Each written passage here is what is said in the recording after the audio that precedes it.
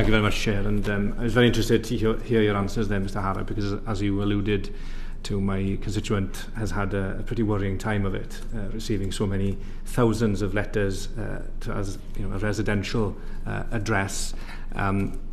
Included in some of those letters were demands from debt collection agencies. And so I take what you said there, that your investigation so far found no evidence of fraudulent intent or the HMRC has been defrauded. But could you explain to me then why some of these overseas businesses would suddenly want to register a UK address as a flat in Wales? Yeah, so that is a mystery. We are aware of a serviced office address that is quite similar address to your constituents, but it's not the same address, so that may not be the correct explanation. If I can just explain about the debtors. So of the 11,000 businesses, about 2,300 of them owe us a debt. Those debts predate the 2021 online marketplace rules. So since they have come in, online marketplaces are liable for the VAT, not the overseas business. So that, from our point of view, that's quite a secure way of collecting this tax. But prior to that, overseas businesses had the initial primary responsibility, and certainly indebtedness was a problem for us during that period. And all of these 2,300 cases relate to that period before the 2021 rules came in.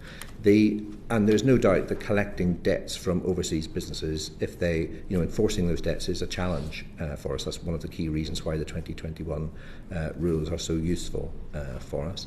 In the case of these businesses, until we have resolved this address issue, we now have no address with which to correspond with them about their debts. But in practice, being able to send them letters if they're not going to pay it doesn't get us very far. We have recently published the responses to a call for evidence about how our powers to collect debts from overseas businesses might need to be strengthened to take account of e-commerce, where you now often have businesses selling into the UK who have really got no assets and no presence in the country. And we've just recently published the responses to that, and we'll obviously be taking forward whether there are options.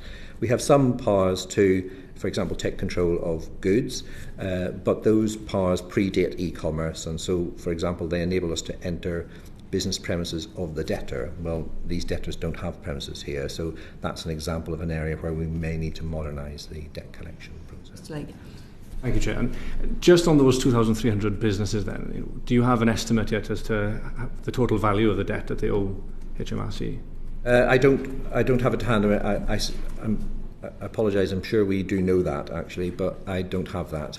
It would be very interesting to have that in writing if possible. Okay. And if I may, just to finally, I'm very concerned about some of the systems we have in place. If a residential address, a flat in Wales, can suddenly receive over 11,000 letters, and businesses varying their address to that property. As you mentioned, it's not clear why these businesses or organisations might have done so, but I have to impress upon you that this is very, very concerning for my constituent. Not least, you mentioned there that the common practice when a business owes HMRC a debt, they will take enforcement action against it. Can you give me some reassurance that my constituent's not going to be facing any formal demands or enforcement action from HMRC because of this mix-up?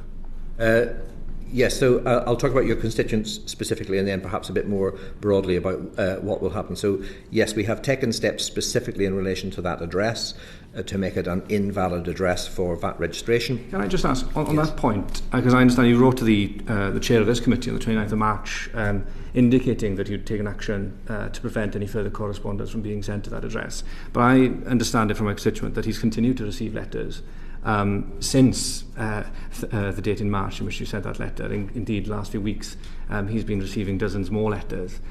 So how confident are you that this action has actually fixed the problem? Yeah, I was going to go on to say that I suspect what we can do with our existing systems is imperfect.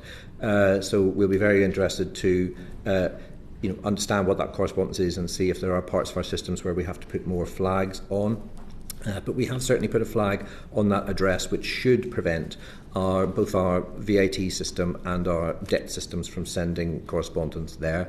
But both for your constituent and for other people who could be affected by this.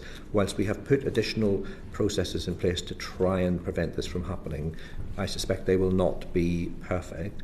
In your constituent's case, I'm grateful that they did actually contact us, and I apologise that we then didn't act promptly on that contact. But I would urge anyone who does receive contact for a business that they have no association with to get in touch with us, and we will look at what we can do. It's also the case that sometimes we do have to send correspondence to the registered office of a company, which is that's what's on the register at Companies House, although I don't believe that was an issue in relation to these 11,000 businesses. But again, that can mean that we have to send correspondence to certain addresses. But if we do owe you and your constituent a response in any event, but I will pick up why any further correspondence would be going there. We're very grateful for that. Thank you, Mr. Allen. Thank you very much, Mr. Lakin. Thanks for coming today on behalf of your constituents.